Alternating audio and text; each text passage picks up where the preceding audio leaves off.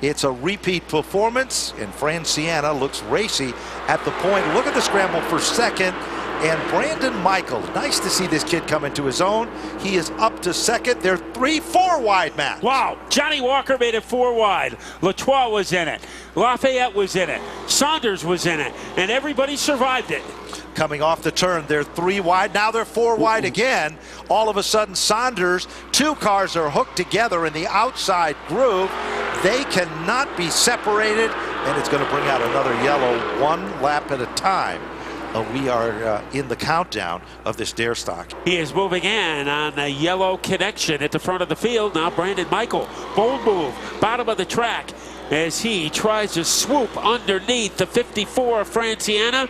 By the time they get to turn number 2, Brandon Michael is our leader. Off that second turn and down the back straightaway. Here comes Secor. Going. He's up to second. All of a sudden, it is the 54 of Sienna gets literally dropped back to the bottom of the top 5. The handicapping system, I think I figured out, but I think you should talk to Keith Rocco. He seems to have it figured out pretty good. Whatever starts him up front, he ends up winning that week. Brandon Michael, if he can get back into command and just bring that car down half a lane, he is going to be able to pull this off. They touch deep into turn number 2, 13 up on the board.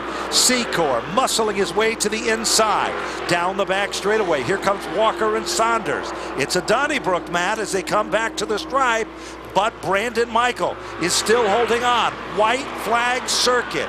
This is the one that counts the most. Top 4 could fit in a beehive. It looks like Secor has the handling, but Michael has the power, but he goes around in turn 2. They touch like 2 cymbals in an orchestra. Down the back straightaway. Saunders is in command. Deep into turn number 3. Walker in second now. Casagrande from the back to the front. Secor loose and up the hill. Checkered flag is out, and it is Saunders to take down the win. Finishing in second, Johnny Walker, and unofficially in third will be Casagrande. He challenges Lafayette for the second spot. Here comes Talman. Here comes Chase Dowling. All of them threading the needle through traffic. Oh, down the front straightaway. Lafayette is in trouble. Troy Talman does an evasive move that you only see a senior player do, and that was he locked on the brakes, tried to keep it out of the wall, and I don't think he made heavy contact. But the story is not the same for the Lafayette car because it hit at a ton directly in front of Troy Talman. He is among the top 10 cars and going to the front with the number 2 car. Oh, Mendito is in trouble. Mendito goes around. When Cam McDermott was up there as he gave a shove to Dowling, but it didn't get him by Griswold, and the old warhorse is doing some heavy grunting. They go into turn number 1 simultaneously. What an extravaganza between Griswold and Dowling, and it is Griswold by about a Pinocchio's nose, and now Dowling takes over. Keep your eyes on John Studley, the 2 car. Never been to Stafford. That's the former Barrett race car, as he is now up to the top 3. And John Studley, the surprise of this one, never been here before at Stafford, and now he's contending for second. Mr. Hockey, he plays rec hockey during the week, and on the weekends he goes behind the wheel of a race car. Right now he is dead even with his adversary at Thompson, Cam McDermott. They are side by side coming off the turn. McDermott has second, that time by 13 laps up on the board. Dogfight battle for second. Studley starts to string it out just a bit. And John Studley cannot get the momentum off turn number 4, and that gives McDermott back to second. This has to be a pleasant sight for Chase Dowling, because if McDermott and Sutton and now Tony Magrino Jr. are paying attention to each other, they can't pay attention to him, and he is able to lengthen his advantage. Now McDermott making a bold statement on the bottom of the track. They come off the turn, and now Membrino is a factor. Well, while he's evenly matched for the front position, meanwhile, Marquis started way in the back of this one. And he hits it hard. Fluckinger comes back across the racetrack. Marquis is involved.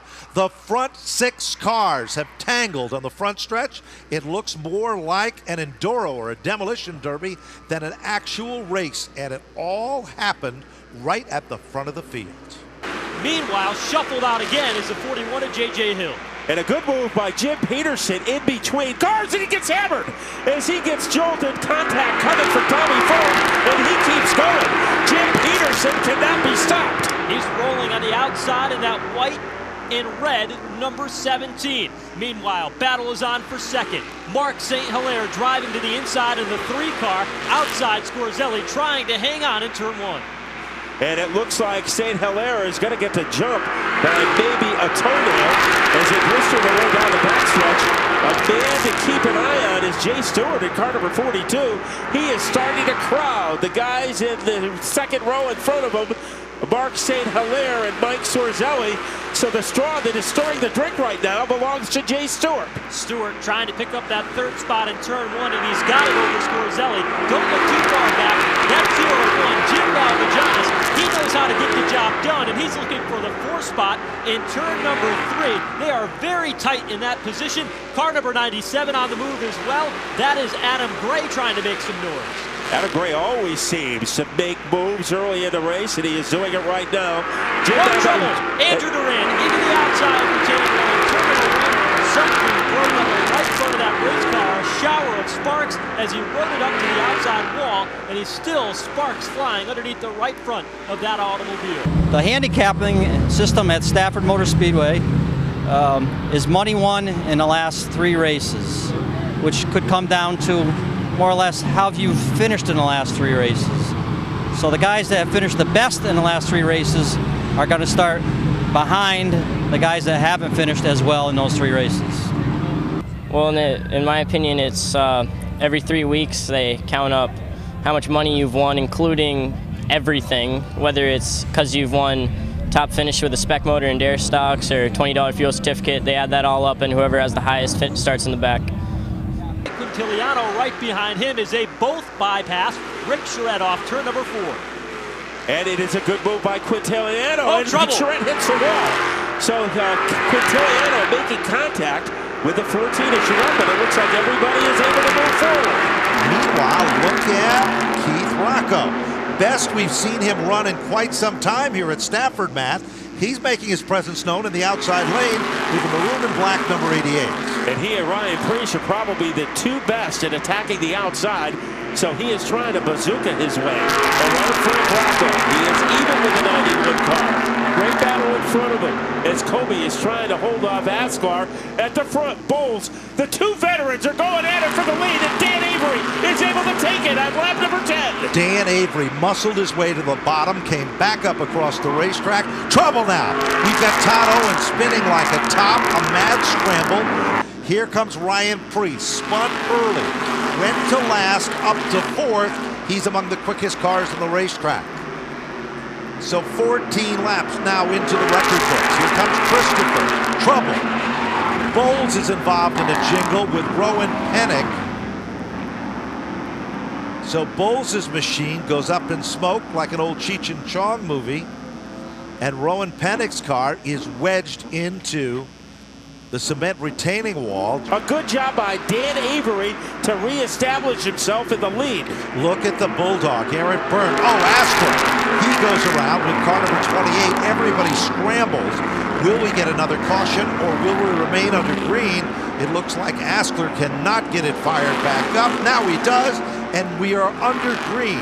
Askler is the car that spun. He's okay. Avery still in command. 16 laps up on the big board. Battle is for 3rd. Doug Colby is there, and there's Woody Pitcat Max. He sure is. Ryan Preece went from the back of the field to the front like the hot knife through butter. Ted Christopher is there with him. Now Danny Cates and Sean Foster, they're coming back to the front of this field, side by side. Rocco looks so strong before the last caution. That is not the story. It is not Askler who's the leader, it's Dan Avery. Early in the event, Askler was the guy, but he is no longer that. He's about to go down the lap. Boy, the buzzards were flying over that Sean Foster car, too. Now he's trying to go to the outside to take a position away from Ted Christopher. Christopher will have nothing of that. Keith Rocco, although not as potent as he was early in the race, is running alongside Woody Pitcat.